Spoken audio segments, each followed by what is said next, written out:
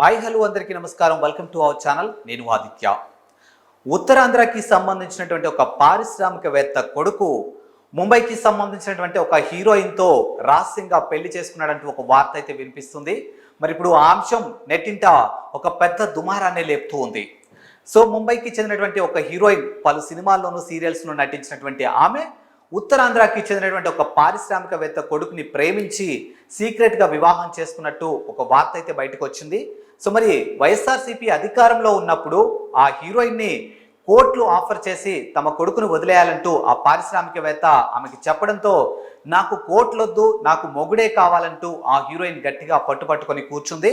So మరి అప్పట్లో వైఎస్ఆర్సీపీ అధికారంలో ఉండడంతో ఆ పారిశ్రామికవేత్త నేరుగా కొంతమంది వైఎస్ఆర్సీపీకి సంబంధించినటువంటి నేతలను కలిసి ఆ హీరోయిన్ని భయపెట్టే ప్రయత్నాలు చేశారంటూ ఒక వార్త అయితే వినిపిస్తుంది.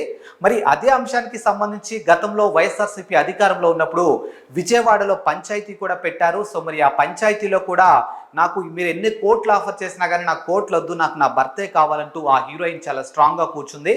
సో మరి ఎట్టకేలకో ఆమెని భయపెట్టి వాళ్ళ కుటుంబ సభ్యుల్ని భయపెట్టి ఆమె మీద చీటింగ్ కేసులు పెట్టి మొత్తానికైతే ఇవన్నీ భయపెట్టడంతో ఆ హీరోయిన్ ఈ కేసులకి తమ కుటుంబ సభ్యులకు ఏమైనా ప్రాణహాని జరుగుతుందేమోనో భయపడి తిరిగి తనైతే ముంబై వెళ్ళిపోయింది.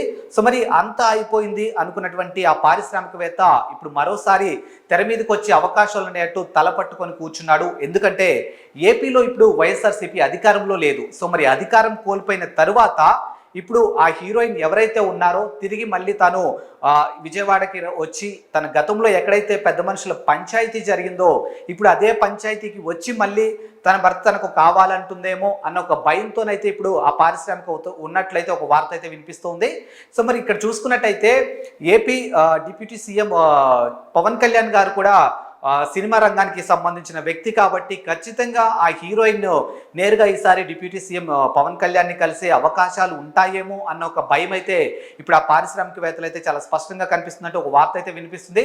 ఒకవేళ అదే గనక జరిగితే మాత్రానికి డిప్యూటీ సీఎం పవన్ కళ్యాణ్ ఈ విషయాన్ని మాత్రం చాలా సీరియస్గా తీసుకొని ఖచ్చితంగా ఆ అమ్మాయికి న్యాయం జరుగుతుంది అన్న కోణాల్లో కూడా చాలా మంది మాట్లాడుతూ ఉన్నారు.